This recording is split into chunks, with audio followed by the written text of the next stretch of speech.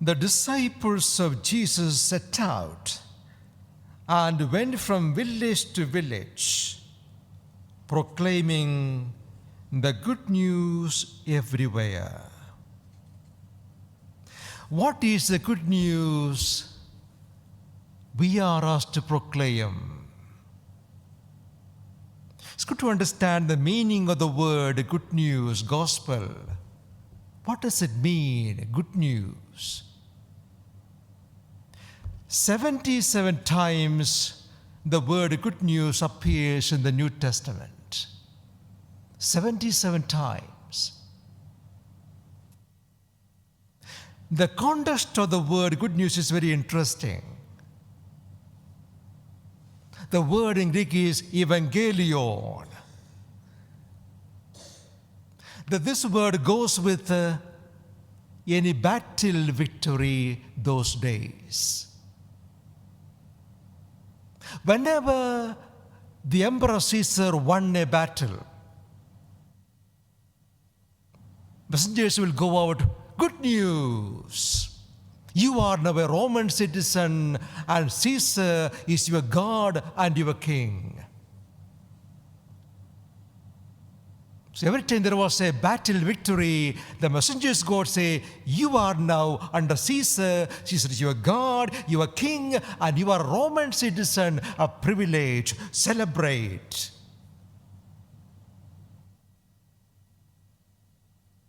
Now come to the first Christians in the context of this context. Imagine at a time people believed Caesar is son of God, Caesar Kurios, Pontifex Maximus, high priest, only one God, Caesar, and all loyalty and obedience to him alone. And there comes these Christians, Jesus Kurios, Jesus the Lord.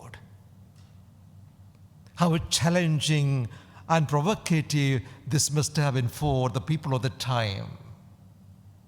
You may notice the Gospel of St. Mark begins with the line, here is the good news.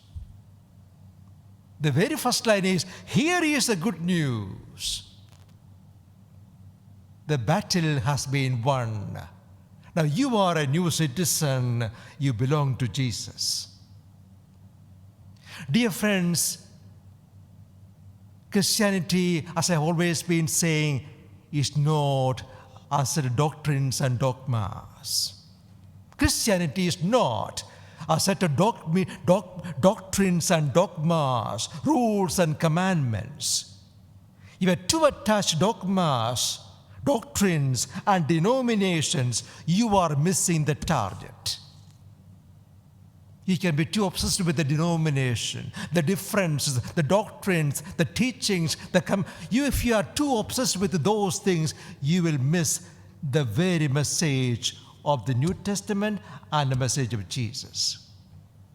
Understand this way, good news is a person.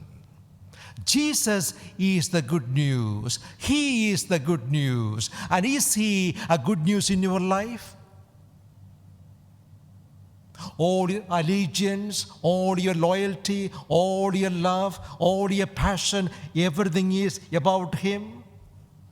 Forget about the commandment, forget about the doctrine, dogmas, just focus on the person of Jesus. Then you understand everything. All the commandments are just footnotes.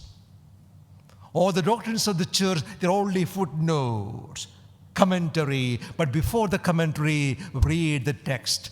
Jesus is the text.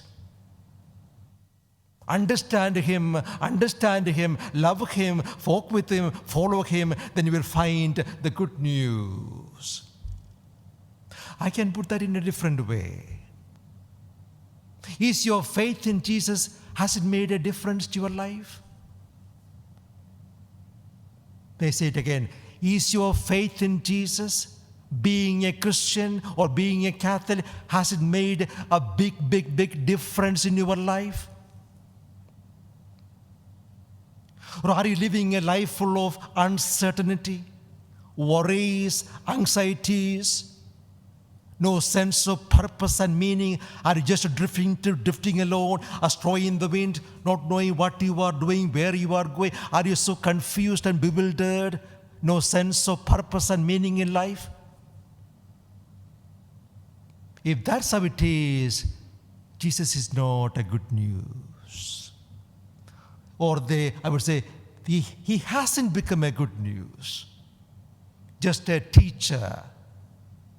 I was born into the faith and baptized as a Catholic, and here I am for the Mass, as a priest, as whatever. Then it won't make any difference. The Lord has to make all the difference in your life. May it explain in a different way again. In Jesus have I found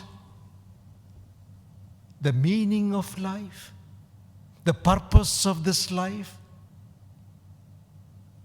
that death doesn't really make me worried or afraid in any way, that I am not afraid of dying, because in the resurrection of Jesus, the good news, the battle victory has been proclaimed, and there is nothing to be afraid of. Because all the fears are the fear of dying. Any fear, take any fear, ultimately is the fear of dying. Believing in Jesus means all those fears are, that fear of death is gone. You are liberated. You are free from fear. No fear of anybody or anything. You are completely, totally, completely free from all kinds of, and you are a free person, just celebrating the good news. Jesus is the good news, and I have got a new life. So whenever you hear the word good news, don't think of course, the gospel, but the gospel is a person. Think of the goodness of God, the mercy of God, the love of God. Remember this too. In Jesus, we see the face of God, the heart of God, the mind of God, the meaning of our life today, and our destiny as well.